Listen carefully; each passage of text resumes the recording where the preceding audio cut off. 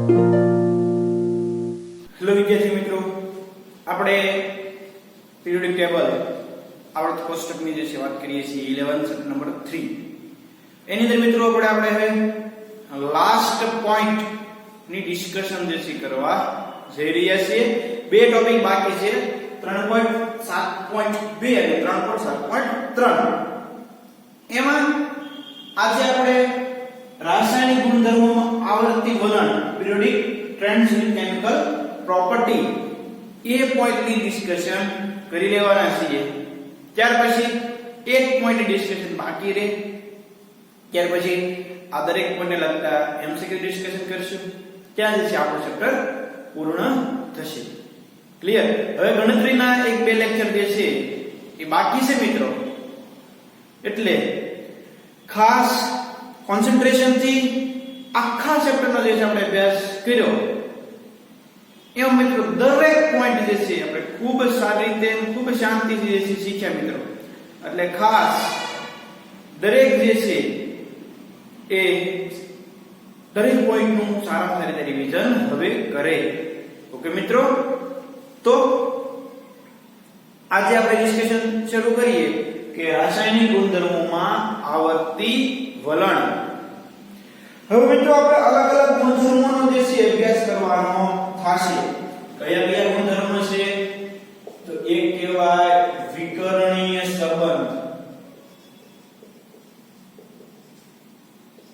ત્યાર પછી લેન્થેનોઇડ સંકોચન,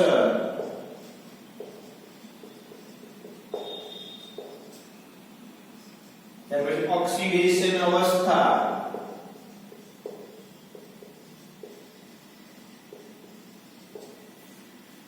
ત્યાર પછી ઇનર્ટ પેર ઇફેક્ટ, નિષ્ક્રિય યુગ્મ અસર. તો મિત્રો આવા ગુણધર્મો જે છે આપણે અભ્યાસ કરવો પડે. એક પછી એક દરેક પોઈન્ટ જે છે આપણે શીખતા જશું મિત્રો. હવે મિત્રો ખાસ આ જે 4 પોઈન્ટ છે એમાં ક્યારે કોનો અભ્યાસ કરવાનો છે મિત્રો એ પણ આપણે ખ્યાલ હોવો જોઈએ. તો ખાસ સમજી લો. આ આપણે શીખશું ડેપ્થ ની અંદર, એસ વિભાગની અંદર. ત્યાં શીખશું આપણે વિકર્ણીય સંબંધ વિશેનો પ્રોપરલી અને કમ્પ્લીટ માહિતી આપણે ક્યાં શીખશું ભાઈ? તો કે એસ વિભાગનો અભ્યાસ કરશું ત્યારે. મિત્રો લેન્થેનોઇડ સંકોચનનો આપણે સંપૂર્ણપણે અને ખૂબ ડેપ્થની અંદર અભ્યાસ કરીશું જ્યારે આપણે ડી વિભાગના તત્વોની વાત કરીશું ત્યારે. ઓક્સિડેશન અવસ્થાની વાત આપણે અત્યારે કરી લેવાના છીએ. આની ડિસ્કશન કરશું આપણે, પણ ડેપ્થમાં ક્યારે વધારે ક્યારે ખ્યાલ પડશે દરેક પોઈન્ટ ડિસ્કશન ક્યાં થશે? તો એસ બ્લોક એલિમેન્ટનું ડિસ્કશન થાય ત્યારે. અને નિષ્ક્રિય યુગ્મ અસર જ્યારે મિત્રો આપણે પી બ્લોક ભણીશું ત્યારે આ પોઈન્ટને ખૂબ સારી રીતે અને ડેપ્થની અંદર જે છે સ્ટડી કરીશું. હવે મિત્રો આવા પ્રોપર્ટી આવું તમને કેમ જોવા મળે? વિકર્ણીય સંબંધ, લેન્થેનોઇડ સંકોચન કે ઓક્સિડેશન અવસ્થા કે નિષ્ક્રિય યુગ્મ અસર. તો જો તમે બે શબ્દો કહી દો મિત્રો, તમે કાટકોણ ત્રિકોણમાં આ કર્ણ કહેતા હતા અને વિકર્ણ યાદ છે બધાને? કાટકોણ ત્રિકોણ હોય તો મિત્રો એક તત્વ અહીંયા હશે અને એક તત્વ અહીંયા હશે. ભાઈ કયું તત્વ? તો તમને જોજો કહું, અહીં જો આપણે જે ભણવાના છીએ ને એની થોડીક તમને બેઝિક માહિતી દઉં છું. પછી આપણે ડેપ્થની અંદર દરેક પોઈન્ટ ડિસ્કશન કરશું. હવે તમારે આવો કાટકોણ ત્રિકોણ હોય, તમે જે છે એ ભણી ગયા છો તો બધા યાદ છે. તમારે આવર્ત કોષ્ટક સામે રાખવાનું મિત્રો. તો અહીંયા લિથિયમ આવતું છે જોજો, અને તમે આ વિકર્ણ દોરશો તો અહીંયા Mg આવતું છે. તો મિત્રો લિથિયમ અને મેગ્નેશિયમ જે છે એ વિકર્ણીય સંબંધમાં છે તમે કહેવાય. એવી જ રીતે બેરિલિયમ અને પછી પછી જે છે એ એલ્યુમિનિયમ આવે Mg પછી, તો આ એકબીજાના વિકર્ણીય સંબંધમાં છે તેમ કહેવાય. બાકી આપણે ડેપ્થ ની અંદર કેમ એમાં આવો સંબંધ જોવા મળે છે આપણે આગળ જોઈએ. લેન્થેનાઇડ સંકોચન મિત્રો, તો મિત્રો ડી અને F બ્લોક એલિમેન્ટ ની અંદર લેન્થેનોઇડ શ્રેણી અને ડી બ્લોક સિરીઝ નંબર 2 અને સિરીઝ નંબર 3 દ્વિતીયક સંક્રાંતિ શ્રેણી અને તૃતીયક સંક્રાંતિ શ્રેણીની અંદર તમે ડાબી થી જમણી બાજુ જાઓ એમ ક્રમશઃ કદની અંદર ઘટાડો થાય છે મિત્રો. એ કદની અંદર જે ઘટાડો થાય છે એ ઘટાડાને ત્યાં લેન્થેનાઇડ સંકોચન તરીકે ઓળખવામાં આવે. કઈ જગ્યાએ? તો કે લેન્થેનોઇડ શ્રેણી અને ડી બ્લોક એલિમેન્ટમાં દ્વિતીયક સંક્રાંતિ શ્રેણી અને તૃતીયક સંક્રાંતિ શ્રેણીની અંદર તમે ડાબી બાજુથી જમણી બાજુ જશો મિત્રો, તેમ ક્રમશઃ દરેક તત્વોના કદની અંદર ઘટાડો થાય છે. એ જે ઘટાડો થાય છે એ ઘટાડાને ત્યાં લેન્થેનાઇડ સંકોચન તરીકે ઓળખવામાં આવે. એટલું ક્લિયર? ઓક્સિડેશન અવસ્થાનો શબ્દ હું અત્યારે પેન્ડિંગ રાખું છું. હું તમને પહેલા નિષ્ક્રિય યુગ્મ અસર કહી દઉં. આ નિષ્ક્રિય યુગ્મ અસર મિત્રો હું તમને ઓક્સિડેશન અવસ્થા સમજાવી દઉં ને પછી તમને કહીશ તો તમને થોડીક દેશી માહિતી મળે, તમને બી બ્લોકમાં જે છે એ પ્રોબ્લેમ પડે નહીં. તો ક્લિયર કે આજના લેક્ચરની અંદર આપણે શું શીખવાના છીએ મિત્રો? તો કે તત્વોના રાસાયણિક ગુણધર્મોમાં મોટા ભાગના આવર્તી વર્ણન જેવા કે વિકર્ણીય સંભાવના, નિષ્ક્રિય યુગ્મ અસર, લેન્થેનોઇડ સંકોચનની અસર વગેરે પછીના એકમોમાં જે તે સમૂહની ચર્ચામાં સમજાવેલ છે. આ બધું તો મેં તમને કહી દીધું. જે તે સમૂહ વિકર્ણીય સંબંધ એટલે ડેપ્થ ની અંદર S બ્લોક એલિમેન્ટમાં, લેન્થેનોઇડ સંકોચન એટલે D બ્લોક એલિમેન્ટ, નિષ્ક્રિય યુગ્મ અસર એટલે કે P બ્લોક એલિમેન્ટ, દરેક ડેપ્થમાં સમજાવેલા છે. ત્યારે આપણે ખૂબ વધારે સારી માહિતી મેળવવાની છે, પણ આપણા મગજમાં થોડો કોન્સેપ્ટ બેસાડવાનો તો ઈ આજે બેસાડી દેવાનો. અહીં આપણે તત્વોની સંયોજકતામાં આવર્તિતા તથા બીજા આવર્તમાં લિથિયમ થી ક્લોરીન સુધી અસામાન્ય ગુણધર્મોનો અભ્યાસ કરશું. સંયોજકતા માં આવર્તિતા અને બીજા આવર્તમાં લિથિયમ થી ક્લોરીન સુધીના જે તત્વો છે એના અસામાન્ય ગુણધર્મોનો જે છે આપણે ખૂબ સારી રીતે અભ્યાસ અત્યારે કરવાના છીએ મિત્રો. તો મેઈન બે પાર્ટ ની અંદર હવે ટોપિક ડિવાઇડેડ થાય છે. પહેલું છે સંયોજકતા અથવા તો ઓક્સિડેશન અવસ્થાની આવર્તિતા. બીજો છે દ્વિતીય આવર્તના તત્વોના અનિયમિત એટલે કે વિસંગત ગુણધર્મો, anomalous property of staggered period element.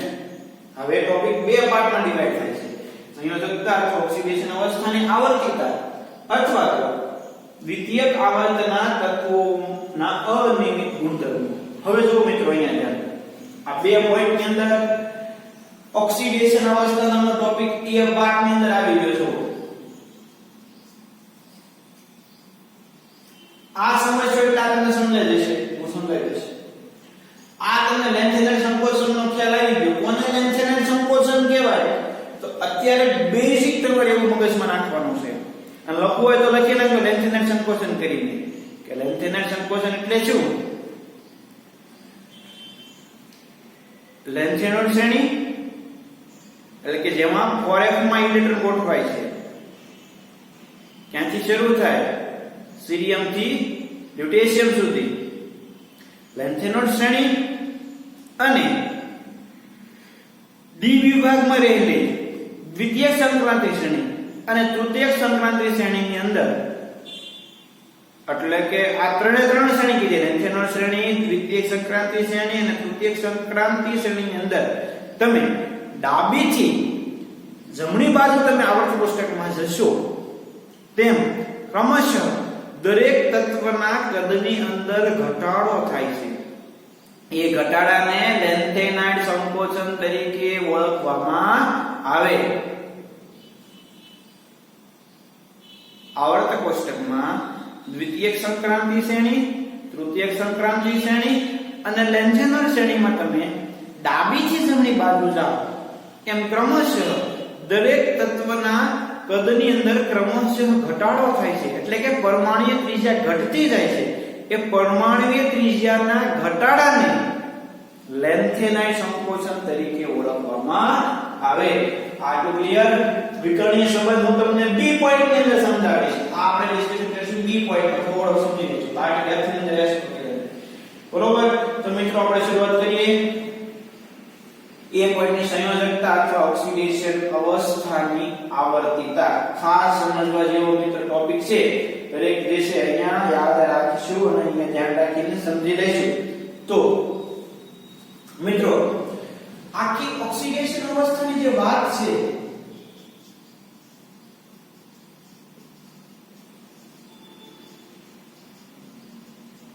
Oxidation અવસ્થા ઈ કોના ઉપર આધારિત છે મિત્રો?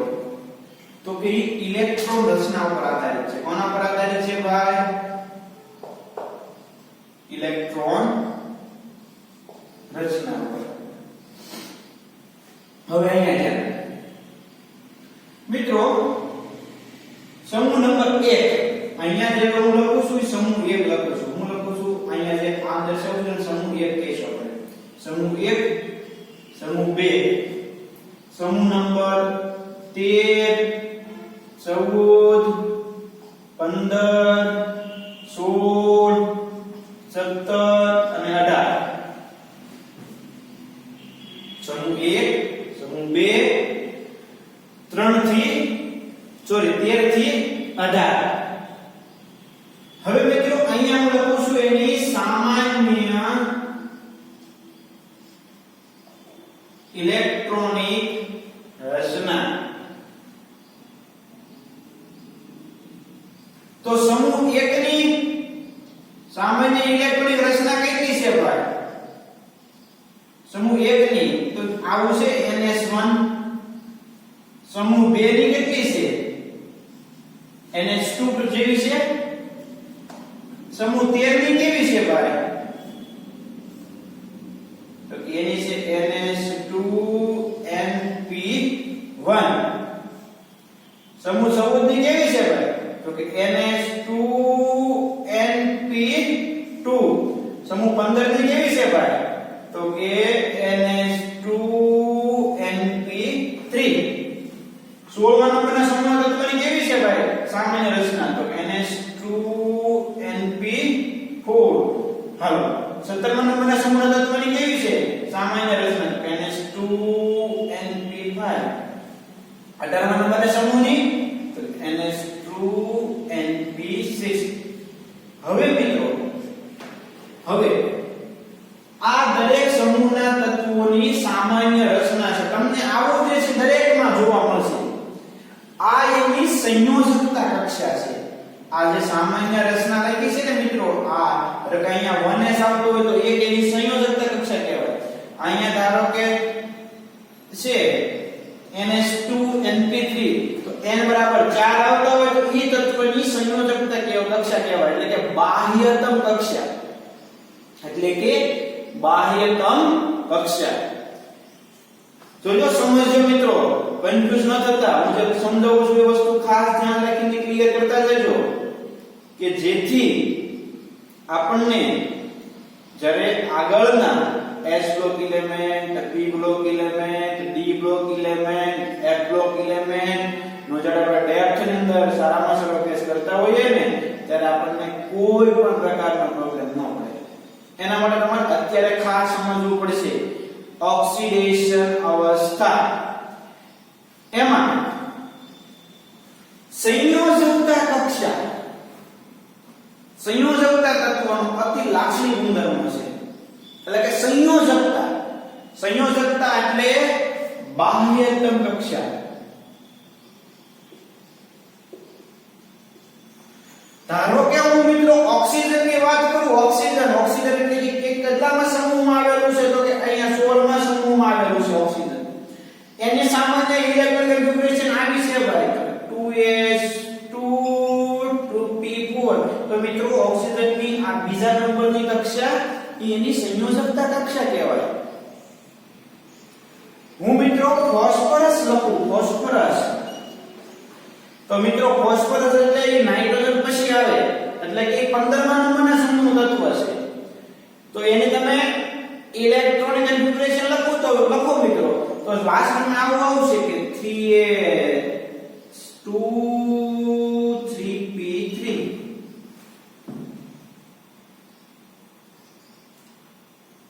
હવે કે ન આવે? આવે. પછી કોક જાય એલ્યુમિનિયમ ની ઇલેક્ટ્રોનિક કન્ફિગ્યુરેશન લખવા એલ્યુમિનિયમ તો એમાં 13મા નંબરના સમૂહનું તત્વ છે. બોરોન પછી એલ્યુમિનિયમ એટલે કે ત્રીજા અવયવની અંદર આવે એટલે આવું થાય 3s2 3p1. તો મિત્રો ત્રીજા નંબરની કક્ષા એની સંયોજકતા કક્ષા કહેવાય. કઈ કક્ષા કહેવાય? બાહ્યતમ કક્ષા કહેવાય. સમજાય છે ને જે કહું છું એ? હવે મિત્રો હું સીઝિયમ ને લખું. સીઝિયમ તો કે lithium, sodium, potassium, rubidium, caesium અને ત્યાર પછી ફ્રાન્સિયમ.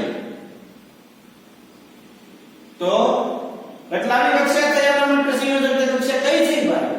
તો કે લિથિયમ માટે ત્રીજા નંબર, બીજા નંબરની. ત્યાર પછી લિથિયમ પછી સોડિયમ માટે ત્રીજો નંબર, સોડિયમ પછી પોટેશિયમ અને ચોથો. લિથિયમ, સોડિયમ, પોટેશિયમ પછી રૂબિડિયમ. રૂબિડિયમ માટે કેટલાની કક્ષા થઈ? તો કે 5મા નંબરની. તો કે સીઝિયમ માટે આવે 6s1. તો સીઝિયમ માટે આ 6 નંબરની કક્ષા કઈ કક્ષા થઈ? સંયોજકતા કક્ષા થઈ. કઈ કક્ષા થઈ? બાહ્યતમ કક્ષા થઈ. બાહ્યતમ કક્ષામાં કેટલા ઇલેક્ટ્રોન છે સમૂહ 1 ની અંદર? તો કે 1. સમૂહ 2 માં બાહ્યતમ કક્ષામાં કેટલા ઇલેક્ટ્રોન છે? 2. સમૂહ 13 ની અંદર દરેક તત્વની સંયોજકતા કક્ષામાં કેટલા ઇલેક્ટ્રોન હશે? તો કે 2 ને 1 3. સમૂહ 14 ના દરેક તત્વની બાહ્યતમ કક્ષામાં કેટલા ઇલેક્ટ્રોન હશે? 4. સમૂહ 17 ના દરેક તત્વની બાહ્યતમ કક્ષામાં કેટલા ઇલેક્ટ્રોન હશે? 7. સમૂહ 18 ના દરેક તત્વની બાહ્યતમ કક્ષામાં કેટલા ઇલેક્ટ્રોન હશે? 8. સમજાય છે એટલું ભાઈ? સંયોજકતા કક્ષા એટલે કે બાહ્યતમ કક્ષા. બાહ્યતમ કક્ષામાં કયા સમૂહમાં કેટલા ઇલેક્ટ્રોન જોવા મળે એ વસ્તુ મેં તમને કહી દીધી. હવે બાહ્યતમ કક્ષામાં રહેલા ઇલેક્ટ્રોનની સંખ્યા જેટલી અથવા ઇલેક્ટ્રોનની સંખ્યાને 8 માંથી બાદ કરતા મળતી સંખ્યા જેટલી એની ઓક્સિડેશન અવસ્થા હોય. તમને લઈ જાઉં છું ઓક્સિડેશન અવસ્થા. કેટલા ઇલેક્ટ્રોન છે ભાઈ અહીંયા? તો કે 1. તો સમૂહ 1 ના તત્વની ઓક્સિડેશન અવસ્થા +1 તમને જોવા મળે. કેટલા બાહ્યતમ કક્ષામાં ઇલેક્ટ્રોન છે ભાઈ? તો કે 2. તો સમૂહ 2 ના તત્વની ઓક્સિડેશન અવસ્થા તમને +2 જોવા મળે. પ્રતિનિધિ તત્વ. પ્રતિનિધિ તત્વ એટલે કે p બ્લોક એલિમેન્ટ. અહીંયાથી શરૂ કરો. p બ્લોક એલિમેન્ટ મિત્રો. p બ્લોક એલિમેન્ટ એટલે ખાસ આટલી વાત થઈ આ દરેક તત્વમાં. હવે આ પ્રતિનિધિ તત્વ કે છે બરોબર? આપણે s બ્લોક એલિમેન્ટની પણ પ્રતિનિધિ તત્વ તરીકે ડિસ્કશન કરતા હતા. પણ અહીંયા લખ્યું છે કે પ્રતિનિધિ તત્વોની સંયોજકતા સામાન્ય રીતે એવું આવશ્યક નથી પણ સમજાવું છું. જોઈ લો અહીંયા. મારે હવે ઓક્સિડેશન અવસ્થા જે છે નક્કી કરવી છે મિત્રો. અહીંયા ધ્યાન. આ 13મા નંબરના સમૂહમાં દરેક તત્વની ઓક્સિડેશન અવસ્થા કેટલી હશે એ જે છે મારે નક્કી કરવું છે. જો ખાસ મિત્રો આ વસ્તુ એક સમજવા લેખી છે. આગળ આનો ઉપયોગ જે છે ખૂબ સારી રીતે આવે. બરોબર? તો જુઓ આ 3 ઇલેક્ટ્રોન ગુમાવી દે તો તમને એની ઓક્સિડેશન અવસ્થા 3 જોવા મળે.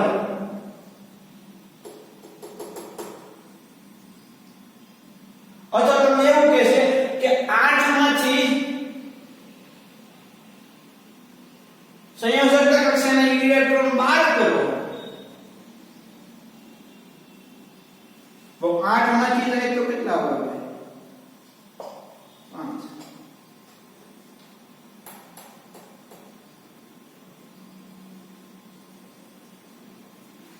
સમૂહમાં માટે કાં તો આ 4 ઇલેક્ટ્રોન છે એટલે 4 8 માંથી તમે 4 બાદ કરો તોય 4 આવે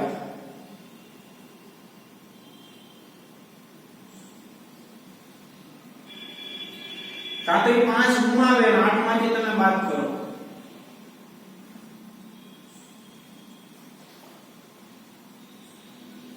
કેટલા છે ભાઈ 6 8 માંથી બાદ કરો કેટલા છે 7 8 માંથી બાદ કરો કેટલા આવે કાં તો 8 અથવા તો 0 તો મિત્રો આવી તમને ઓક્સિડેશન અવસ્થા જોવા મળે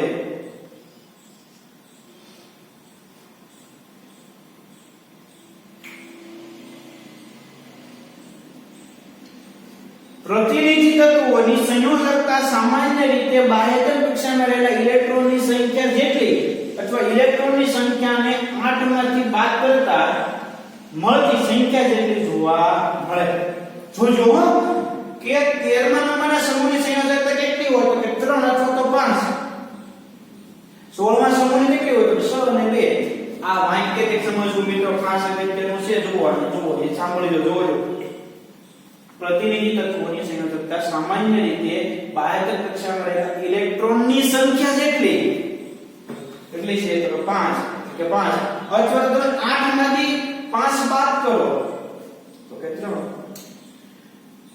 7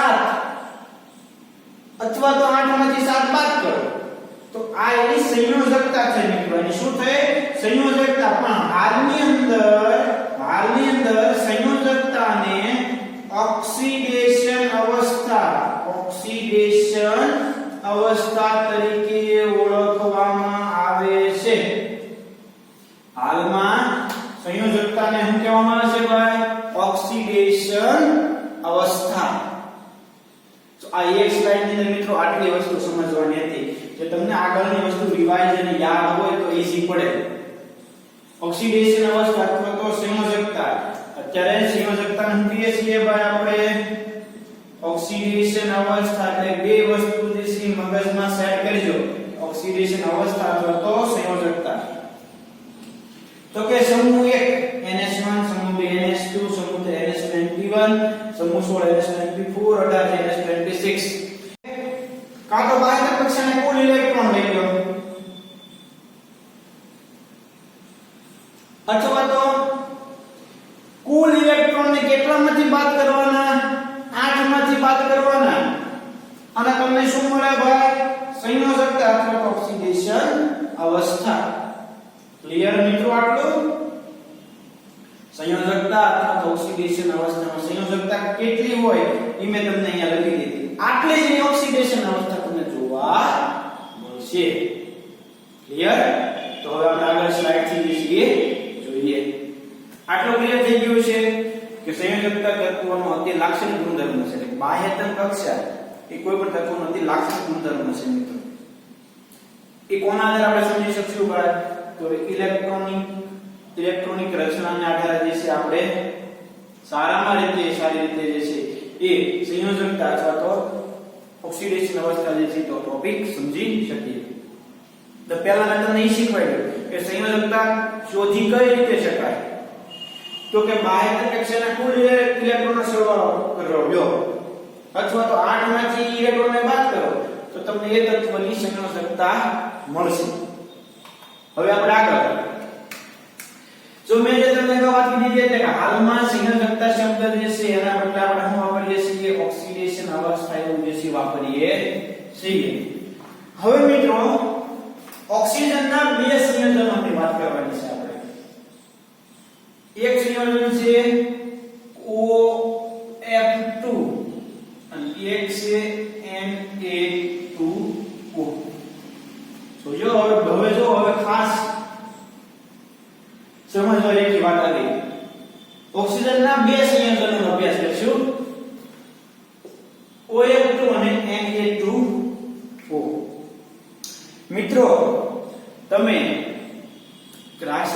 બંધનની અંદર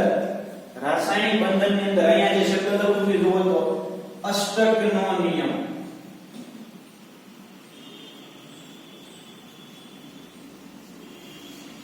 શીખી ગયા છો બધા?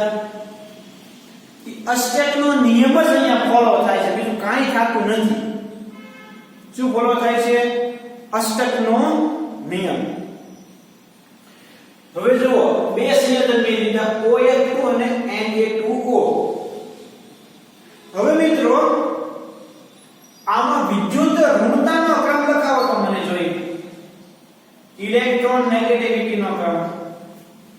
તો કે ઇલેક્ટ્રોન નેગેટિવિટી માં ફ્લોરીન ની સૌથી વધારે, ત્યાર પછી ઓક્સિજન ની, ત્યાર પછી સોડિયમ ની. ઇલેક્ટ્રોન નેગેટિવિટી વિદ્યુત ઋણતાનો ક્રમ આવો જે છે એ આવી ગયો ભાઈ. આ ક્રમ આવી ગયો. હવે વિદ્યુત ઋણતા કે છે શું ભાઈ? તો કે બંધના ઇલેક્ટ્રોનને કોઈ પણ તત્વ પોતાની તરફ આકર્ષવાની ક્ષમતા એને કહેવાય વિદ્યુત ઋણતા. યાદ છે ને આગળનો લેક્ચર કે ઇલેક્ટ્રોન નેગેટિવિટી એટલે શું ભાઈ? તો કે વિદ્યુત ઋણતા એટલે કોઈ પણ બે તત્વો રાસાયણિક બંધથી જોડાયેલા છે, એમાં કોઈ પણ તત્વ એ બંધના ઇલેક્ટ્રોનને પોતાની તરફ આકર્ષે. જો પોતાની તરફ આકર્ષે તો એ આકર્ષવાની ક્ષમતા એટલે એને કહેવાય વિદ્યુત ઋણતા. તો મિત્રો ફ્લોરીનની વિદ્યુત ઋણતા સૌથી વધારે છે. હવે કોઈ પણ આ ઓક્સિજન છે, આ ફ્લોરીન એમની વચ્ચે રાસાયણિક બંધ આવેલા હોય. હવે કોઈ પણ ફ્લોરીનને પોતાનું અષ્ટક પૂરું કરવા માટે કેટલા ઇલેક્ટ્રોનની જરૂર છે? એક ઇલેક્ટ્રોનની જરૂર છે ભાઈ. બાહ્ય કક્ષામાં એક ઇલેક્ટ્રોન લઈ લે એટલે અષ્ટકનો નિયમ પૂરો થઈ જાય. એટલે મિત્રો આ રીતે તમને જોવા મળશે.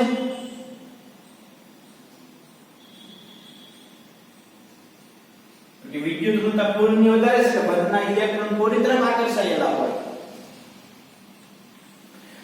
આમાં મિત્રો ફ્લોરીન મોર ઇલેક્ટ્રોનેગેટિવ છે. મોર ઇલેક્ટ્રોનેગેટિવ છે મીન્સ કે એની વિદ્યુત ઋણતા વધારે છે. ઓક્સિજનની વિદ્યુત ઋણતા ઓછી છે. એટલા માટે મિત્રો આમાં ઓક્સિજનની ઓક્સિડેશન અવસ્થા તમને +2 જોવા મળશે. પ્રત્યેક ફ્લોરીનની ઓક્સિડેશન અવસ્થા તમને મિત્રો -1 જોવા મળશે. કેટલી જોવા મળશે? -1. ફ્લોરીનની વિદ્યુત ઋણતા વધારે છે, મોર ઇલેક્ટ્રોનેગેટિવ છે ભાઈ. એટલા માટે ફ્લોરીનની સંયોજકતા એટલે કે ઓક્સિડેશન અવસ્થા તમને કેટલી જોવા મળશે? -1. ઓક્સિજનની કેટલી જોવા મળશે? +2. અહીંયા જો મિત્રો એના માટે આ ક્રમ છે. ઓક્સિજન મોર ઇલેક્ટ્રોનેગેટિવ છે. ઓક્સિજનની સંયોજકતા કાં તો 6 અથવા તો 2 તમને જોવા મળે.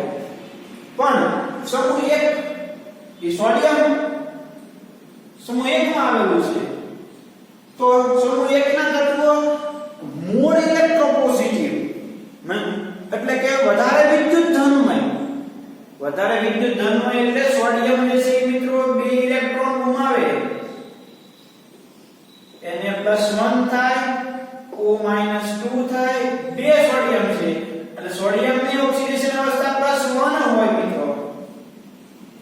અને ઓક્સિજનની સંયોજકતા ઓક્સિડેશન અવસ્થા કેટલી જોવા મળે તમને?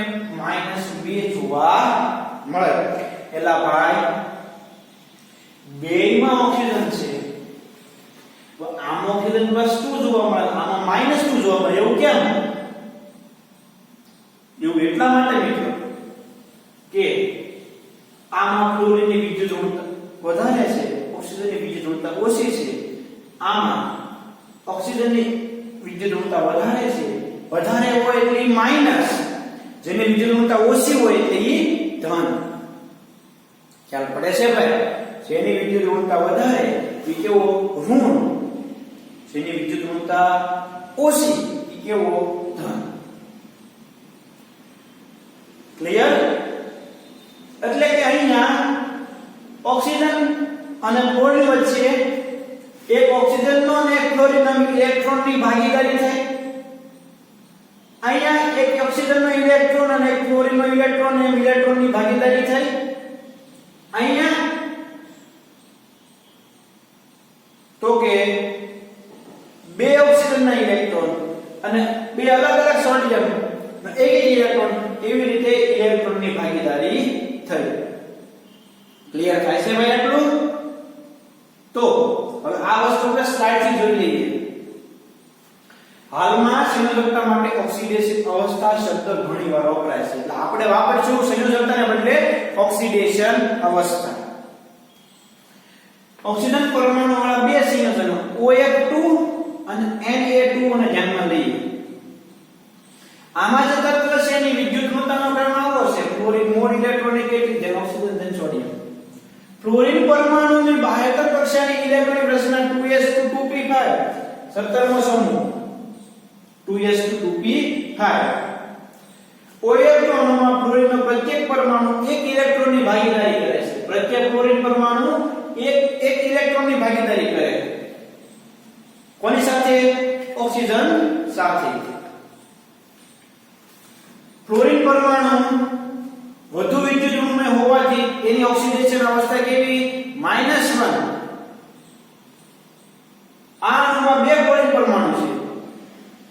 ઓક્સિજનની બાહ્યતર કક્ષાની ઇલેક્ટ્રોનિક રચના 2s2 2p4 16મો સમૂહ.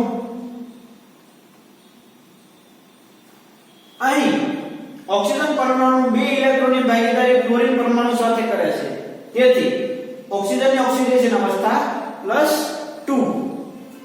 કોના આધારે કીધું? ક્યાં ખબર પડી +2 કે -1? ઇલેક્ટ્રોન નેગેટિવિટી ના આધારે. આગળ Na2O માં ઓક્સિજન પરમાણુ વધુ વિદ્યુત ઋણમય હોવાને કારણે સોડિયમના બે પરમાણુ પાસેથી એક ઇલેક્ટ્રોન એમ બે ઇલેક્ટ્રોન જે છે સ્વીકારે. આમ ઓક્સિજન મોર ઇલેક્ટ્રોનેગેટિવ. અષ્ટક પૂરું કરવા માટે બે ઇલેક્ટ્રોનની જરૂર છે. તમને અષ્ટકનો નિયમ ભણી ગયા છો એટલે હું અહીંયા તમને એપ્લાય કરીને શીખવાડું છું. તમે લુઈસ બિંદુ નિરૂપણ પણ શીખી ગયા છો. તો લુઈસ બિંદુ નિરૂપણ આપણે કરવું હોય મિત્રો તો આ સોડિયમ, આ ઓક્સિજન, સોડિયમની બાહ્યતર કક્ષામાં એક ઇલેક્ટ્રોન છે.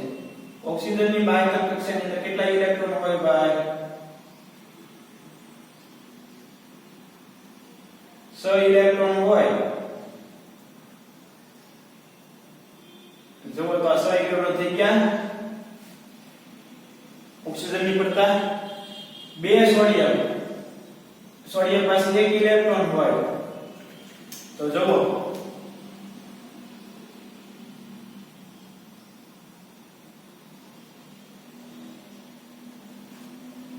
બે ને બે 4 ને 2 6 2 8 થઈ ગયા ને. ઓક્સિજન અષ્ટક પૂરું થઈ ગયું. તો કેવું હોય? સ્થાયી સંયોજન જે છે એ સોડિયમે બે ઇલેક્ટ્રોન ગુમાવી દીધા હોય તો સોડિયમનું અષ્ટક જે છે કેવું થઈ ગયું? પૂરું થઈ ગયું. ઓક્સિજને બે ઇલેક્ટ્રોન મેળવ્યા એટલે એનું પણ કેવું થઈ ગયું? અષ્ટક પૂરું થઈ ગયું. અષ્ટકનો નિયમ ફોલો થાય. અહીંયા એની જ વસ્તુ આ ઓક્સિજન, આ એની સાથે ફ્લોરિન, આ એની સાથે ફ્લોરિન. ફ્લોરિનની બાહ્ય કક્ષાનો કેટલા હોય ભાઈ? કેટલા હોય ફ્લોરિનની બાહ્ય કક્ષામાં? 7 કે 8 હોય?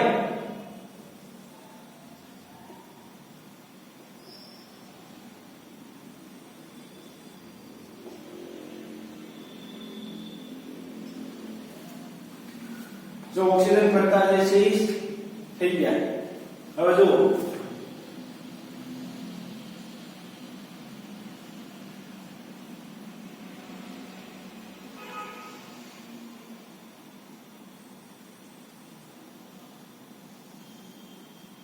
બધાનું અષ્ટક પૂરું થઈ ગયું અને સ્થાયી સંયોજન જે છે એ થઈ જાય. ક્લિયર મિત્રો? જે તમે આગળ શીખેલા છો એ વસ્તુ છે અષ્ટકના નિયમ. અષ્ટકનો નિયમ જે છે ફોલો થાય. આમાં ઓક્સિજન 2 ઇલેક્ટ્રોન દેશે ફ્લોરિનને. ફ્લોરિનને આપ્યો એક જોતો તો બેને સંયોજક 1 અને આના ઓક્સિજન અને 2 ઇલેક્ટ્રોન ભાગીદારી થઈ એટલે સંયોજક કેટલી દર્શાવશે 2 એટલે કે +2. જે વધારે વિદ્યુત ઋણ છે ઈ માઈનસ, ઓછો વિદ્યુત ઋણ હોય ઈ ધન. અહીંયા જે વધારે વિદ્યુત ઋણ છે ઈ માઈનસ, બીજો છે ઈ ધન. તો હવે આ બધી વસ્તુ ક્લિયર થઈ ગઈ છે ભાઈ તમને. આ બે સ્લાઇડ ખાસ આ વસ્તુને આધારે દેશ આપણે સમજીએ છીએ. તેથી ઓક્સિજનની ઓક્સિડેશન અવસ્થા -2 છે. જ્યારે સોડિયમ તે ઇલેક્ટ્રોન રચના 3s1 માંથી એક ઇલેક્ટ્રોન ગુમાવે છે, કારણ કે સમૂહ 1 બાહ્ય કક્ષામાં એક ઇલેક્ટ્રોન હોય, એક ઇલેક્ટ્રોન ગુમાવે. ઓક્સિજનને કેટલો શસ્ત્ર પૂરું કરવા માટે 2 ની જરૂરિયાત છે. 2 સોડિયમ એક ઇલેક્ટ્રોનનું દાન કરે, ઓક્સિજન સ્વીકારે, પોતાનું અસ્ત્ર પૂરું થઈ ગયું, પોતે કેવો થઈ ગયો? સ્થાયી થઈ ગયો. બરોબર ને? તો એ જ વસ્તુ અહીંયા સમજાવે છે. +1 ઓક્સિડેશન અવસ્થા દર્શાવે. ચોક્કસ સંયોજનોમાં રહેલા તત્વની ઓક્સિડેશન અવસ્થા અણુમાં રહેલા અન્ય પરમાણુઓની વિદ્યુત ઋણતાને અનુરૂપ પરમાણુએ પ્રાપ્ત કરેલ વીજભાર છે. ચોક્કસ સંયોજનોમાં આ વ્યાખ્યા જે છે પાકી કરવી પડશે. ચોક્કસ સંયોજનોમાં રહેલા તત્વની ઓક્સિડેશન અવસ્થા અણુમાં રહેલા અન્ય પરમાણુઓની વિદ્યુત ઋણતાને અનુરૂપ પરમાણુઓએ પ્રાપ્ત કરેલ વીજભાર. ચોક્કસ સંયોજનોમાં રહેલા તત્વની ઓક્સિડેશન અવસ્થા એટલે શું? તો કે એ જે તત્વ સાથે રહેલો છે એ તત્વ સાથે અનુરૂપ એની વિદ્યુત ઋણતાને આધારે પ્રાપ્ત કરેલો વીજભાર. ખાસ ક્લિયર ને ભાઈ? ચોક્કસ સંયોજનોમાં રહેલા તત્વની ઓક્સિડેશન અવસ્થા. આમાં હું એમ કહું છું કે ઓક્સિજન ઓક્સિડેશન અવસ્થા +2 છે, અહીંયા -2 છે. ઈ કોના આધારે નક્કી થયું? તો કે અહીંયા ઈ સોડિયમને આધારે નક્કી થયું. અહીંયા કોના આધારે નક્કી થયું? તો કે ક્લોરીનને આધારે. તો કે પરમાણુઓની વિદ્યુત ઋણતાને અનુરૂપ પરમાણુઓએ પ્રાપ્ત કરેલ વીજભાર. ઓક્સિડેશન અવસ્થા એટલે શું?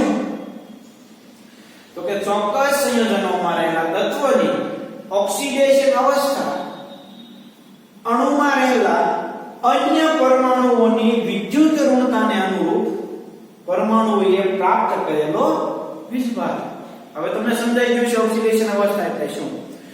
ચોક્કસ સંયોજનોમાં આ બે સંયોજન છે, અથવા તમને હું બીજું સંયોજન દર્શાવવા એટલે ક્યાં એવું છે H2O, આ ઓક્સિજન, આ હાઇડ્રોજન. ઓક્સિજનની બાહ્ય કક્ષાની અંદર ભાઈ 6 ઇલેક્ટ્રોન હોય તો દર્શાવી દો 6 ડોટ. તમે લુઈસ બીનું નિરૂપણ ખૂબ સારી રીતે શીખી ગયેલા છો. હવે એમાં તમને કોઈ ડાઉટ ન આવ્યો છે? હાઇડ્રોજનનો એક ઇલેક્ટ્રોન, હાઇડ્રોજનનો એક ઇલેક્ટ્રોન. હાઇડ્રોજન વિદ્યુત ધનમય છે.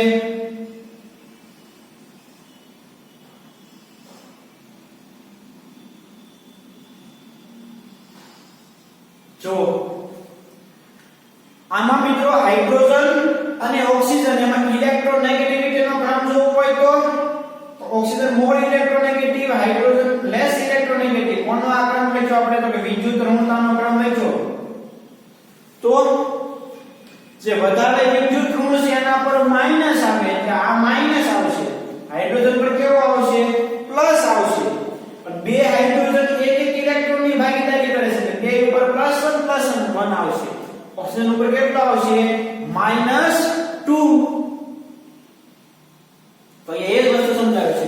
ચોક્કસ સંયોજનની અંદર રહેલા તત્વની ઓક્સિડેશન અવસ્થા અણુમાં રહેલા અન્ય પરમાણુઓની વિદ્યુત ઋણતાને અનુરૂપ પરમાણુઓએ પ્રાપ્ત કરેલ વીજભાર. અહીંયા -2 પ્રાપ્ત કર્યો છે તો ઈ ઓક્સિજનની ઓક્સિડેશન અવસ્થા. હાઇડ્રોજનને +1 પ્રાપ્ત કર્યો છે તો ઈ હાઇડ્રોજનની +1 ઓક્સિડેશન અવસ્થા. ચોક્કસ સંયોજનોમાં રહેલા પરમાણુઓની વિદ્યુત ઋણતાને અનુરૂપ એ પરમાણુઓએ પ્રાપ્ત કરેલો વીજભાર એટલે ઓક્સિડેશન અવસ્થા. ક્લિયર ભાઈ? તો હવે આ પોઈન્ટ તમને ક્લિયર થઈ ગયો હશે આખી સ્લાઇડ જે તમે સમજી લીધી ઓકે આગળ સંયોજકતા કોની કેટલી હોય આપણે અહીંયા સમજી લીધું ભાઈ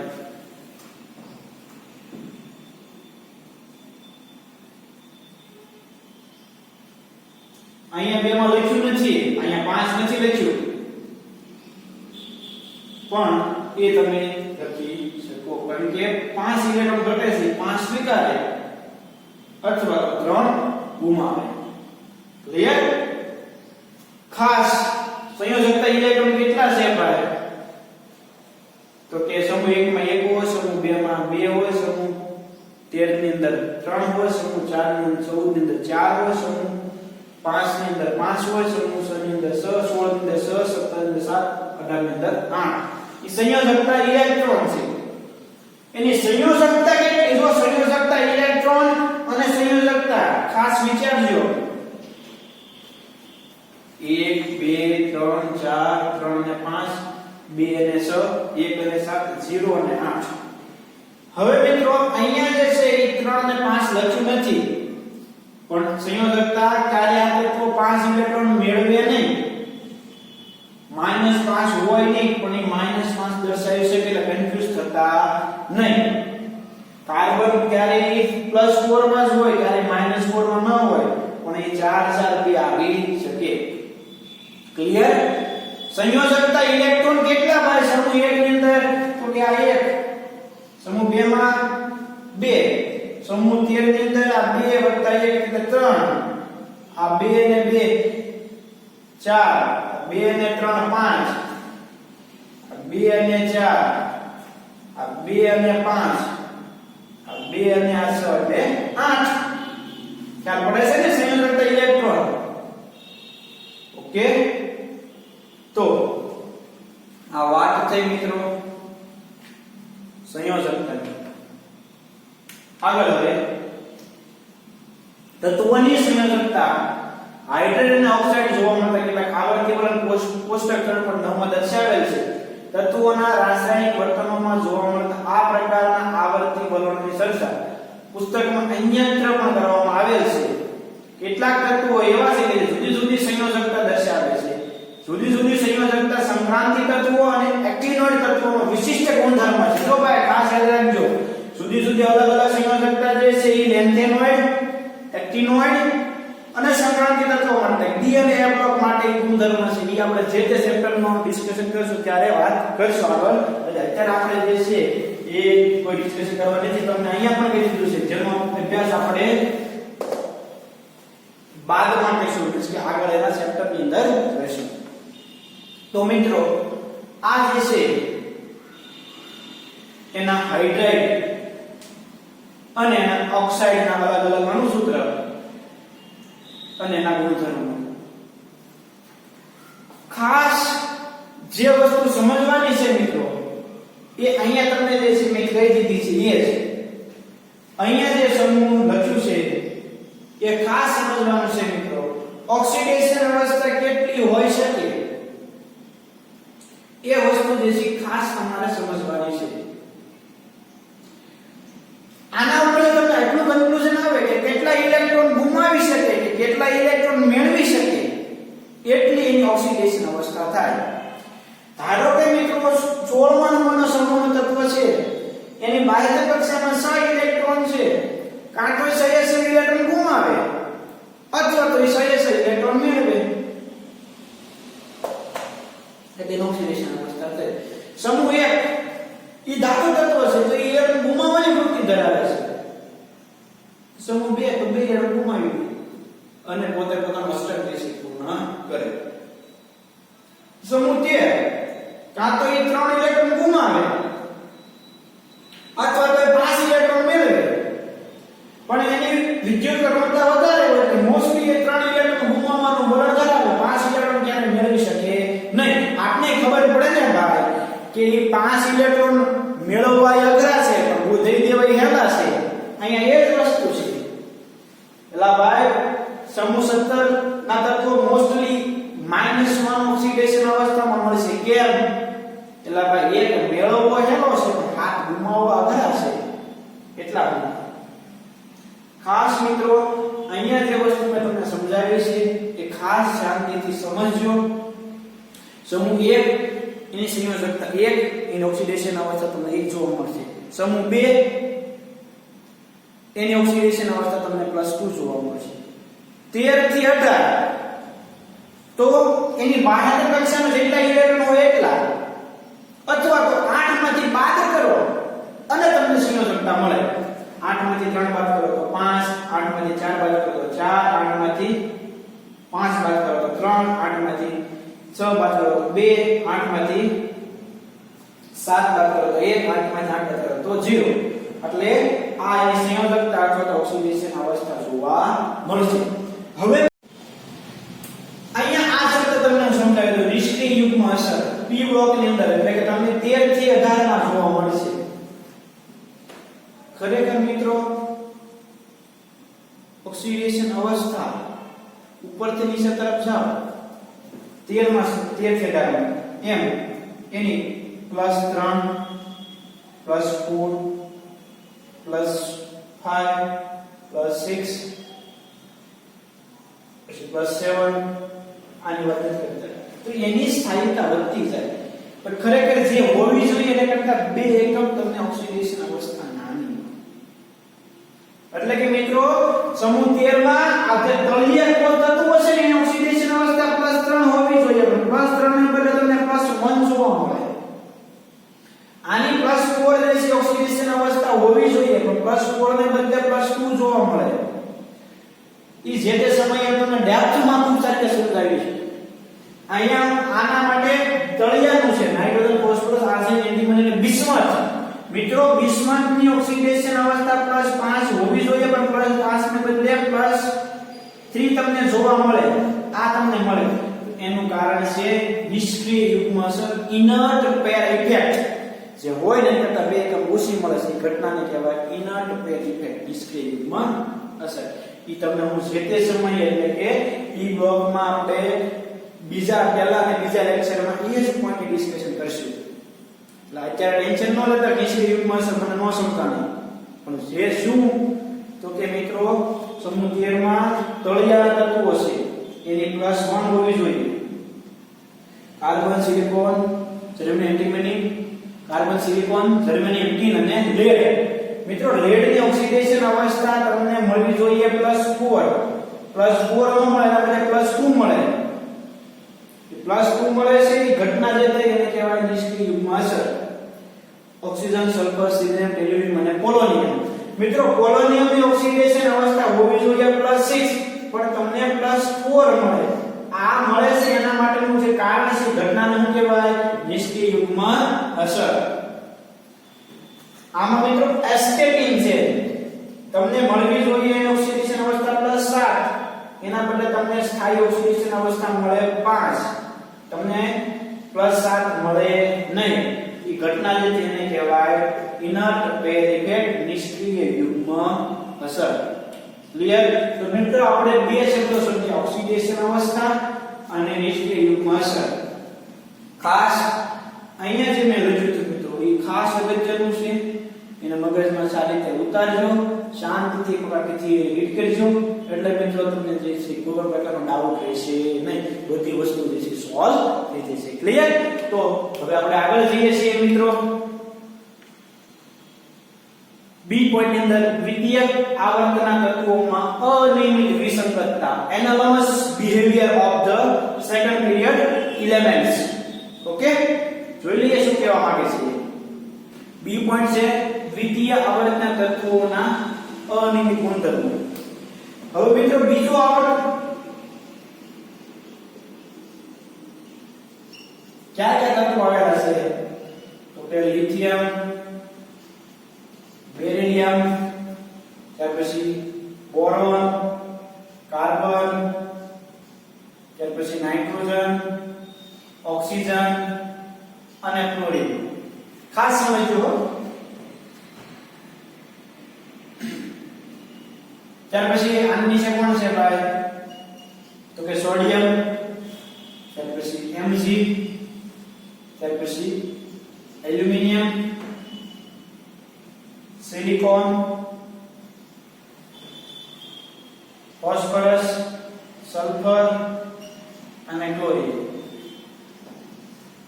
એવી રીતે આની નીચે તત્વો આવેલા હશે. દરેક નીચે જે છે તત્વો દરેકની નીચે એ સમૂહના તત્વો જે છે આવેલા છે ભાઈ. દરેક તત્વ જે છે હું લખતો નથી. હવે મિત્રો આ જે તત્વ છે lithium, beryllium, boron, carbon, nitrogen, oxygen અને ક્લોરીન એ આ સમૂહ નંબર 1 નું તત્વ છે. આ સમૂહ નંબર 2, સમૂહ 13, 14, 15, 16 અને 17. હવે મિત્રો આ ક્લોરીન છે ને એ આ ક્લોરીન પછી બ્રોમિન, આયોડીન અને એસિડ કરતા અલગ વર્તણૂક ધરાવે છે. એટલે ભાઈ આ લિથિયમ જે છે ને લિથિયમ એ અને એના પછીના એ જ સમૂહના તત્વો એટલે કે સોડિયમ, પોટેશિયમ, રુબિડિયમ, સીઝિયમ અને ફ્રાન્સિયમ એના કરતા કંઈક થોડીક અલગ વર્તણૂક દર્શાવે છે. આ કાર્બન છે ને ભાઈ કાર્બન એ સમૂહના તત્વ એટલે કે સિલિકોન, જર્મેનિયમ, ટીન અને લેડ કરતા કંઈક અલગ વર્તણૂક દર્શાવે છે. ભાઈ આ બોરોન જે છે એલ્યુમિનિયમ, ગેલિયમ, ઇન્ડિયમ અને થેલિયમ કરતા કંઈક થોડીક અલગ વર્તણૂક દર્શાવે છે. એટલે ભાઈ આ ઓક્સિજન જે છે એ સમૂહના અન્ય તત્વો એટલે સલ્ફર, સિલિનિયમ, ટેલ્યુરિયમ અને પોલોનિયમ કરતા કંઈક થોડીક અલગ વર્તણૂક દર્શાવે છે. સિમિલર નાઇટ્રોજન અને બેરિલિયમ પણ એ જ સમૂહના અન્ય તત્વોથી કંઈક થોડીક અલગ વર્તણૂક દર્શાવે છે. કેમ એવું થાય છે? તો એનો આન્સર હવે આપણે જે મેળવવાનો છે. કયા ગુણધર્મથી અલગ તમને જોવા મળે ભાઈ? તો કે આ બે છે ને ઈ કોઈ પણ સંયોજનો બનાવશે ને લિથિયમ અને બેરિલિયમ કોઈ સંયોજન બનાવશે ભાઈ. લિથિયમ અથવા તો બેરિલિયમ કોઈ સંયોજન બનાવશે ને કેવું બનશે ખબર? સહસંયોજન બનશે. આ સોડિયમ છે, Mg છે, ફ્રાન્સિયમ છે, સોડિયમ છે, ઈ કોઈ પણ તત્વ બનાવે કોઈ પણ સંયોજન બનાવશે ને તો ઈ કેવું બનશે ખબર? આયનિક બનશે. એટલે કેમ ભાઈ આ બે કોઈ સંયોજન બનાવી સહસંયોજક પ્રકારનું હોય, આ કેમ ભાઈ આયનિક પ્રકારનું હોય? તો કાંઈક એનું કારણ છે એવું કે જેના કારણે આ બે જે છે સહસંયોજક પ્રકારના સંયોજન બનાવે. આ જે કેવા બનાવે એના પછીના તત્વો એ આયનિક સંયોજનો બનાવે. તો પહેલી વાત એવી કે છે ભાઈ કે સમૂહ 1 અને સમૂહ 2 ઉપરાંત 13 થી 17 ના જે તત્વો છે એ તત્વો એ જ સમૂહના અન્ય તત્વોથી કંઈક થોડુંક અલગ પડે છે. એમાં દાખલા તરીકે લિથિયમ એ અન્ય આલ્કલી ધાતુઓથી એટલે કે સોડિયમ, પોટેશિયમ એના કરતા તથા બેરિલિયમ એ અન્ય આલ્કલી તત્વો એટલે મેગ્નેશિયમ, કેલ્શિયમ, પોટેશિયમ, બેરિયમ એના કરતા કંઈક થોડીક અલગ વર્તણૂક દર્શાવે છે. ઉદાહરણ તરીકે અન્ય શબ્દો મુખ્યત્વે કેવા સંયોજનો બનાવે? બેરિલિયમ ને કેલ્શિયમ ને ટોન્શિયમ ને બધા કેવા સંયોજનો બનાવે? આયનિક બનાવે. લિથિયમ અને બેરિલિયમ કેવા સંયોજનો બનાવે? સહસંયોજક પ્રકારના સંયોજનો બનાવે. તો જો અહીંયા લખેલું છે લિથિયમ અને અન્ય આલ્કલી ધાતુઓ તથા બેરિલિયમ અને અન્ય આલ્કલી ધાતુઓ જુદા સંયોજનો કેવા હોય? સહસંયોજક. જ્યારે અન્ય તત્વો એટલે કે આ બેના સંયોજનો કેવા હોય? સહસંયોજક. આ બધાને કેવા હોય? તો કે આયનિક હોય. એટલે થોડી કંઈક અલગ વર્તણૂક છે. ઉપરાંત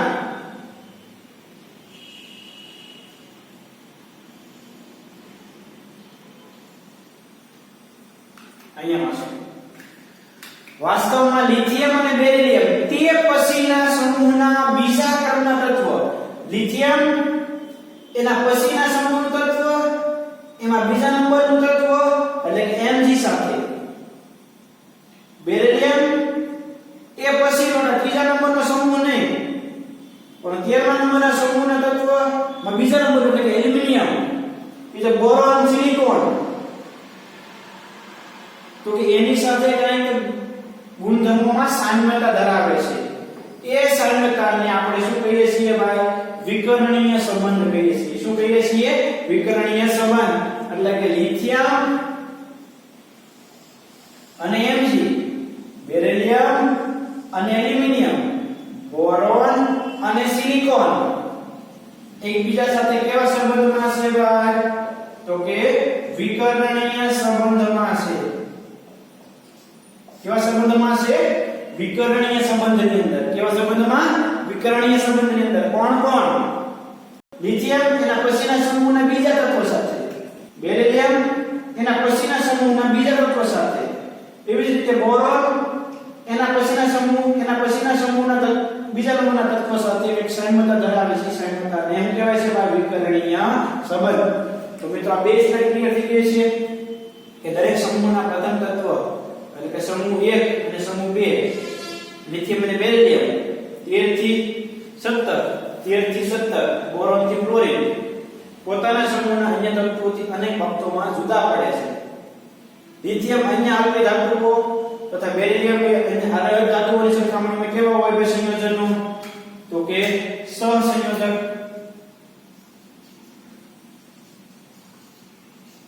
કેવા હોય? તો કે સહસંયોજક. એના પછીના sodium, magnesium, calcium, potassium, barium આ બધા કેવા હોય ભાઈ? તો કે સ્વભાવ કેવો હોય? આયનિક હોય. ઉપરાંત લિથિયમ એના પછીના સમૂહના બીજા તત્વો સાથે, બોરોન એના પછીના સમૂહના બીજા તત્વો સાથે કંઈક ગુણધર્મોમાં સામ્યતા ધરાવે છે. એ સામ્યતાને આપણે કયા નામ તરીકે ઓળખીએ છીએ ભાઈ? વિકર્ણ સંબંધ. હવે મિત્રો આગળ વિકર્ણીય સંબંધમાં કેવી લાક્ષણિકતા જે છે એક સરખી તમને જોવા મળે તો એનો અભ્યાસ જે છે એ આપણે આગળના લેક્ચરની અંદર કરવાના છીએ. પણ આટલી વસ્તુ તમારા માઇન્ડની અંદર સેટ કરી દો કે બેરિલિયમ Mg સાથે લિથિયમ મેગ્નેશિયમ Mg સાથે, બેરિલિયમ એલ્યુમિનિયમ સાથે, બોરોન સિલિકોન સાથે વિકર્ણીય સંબંધમાં રહેલા છે. ક્યાંક આ તત્વો અલગ પડે છે. બોરોન એ એલ્યુમિનિયમ એના પછીના તત્વો કરતા અલગ પડે, ઓક્સિજન આના કરતા અલગ પડે છે. કેમ અલગ પડે છે ઈ હું ક્વેશ્ચન માર્ક રાખું છું. ક્વેશ્ચન માર્ક તમને નેક્સ્ટ લેક્ચરની અંદર સમજાવીશ. કેમ મિત્રો આ દરેક તત્વો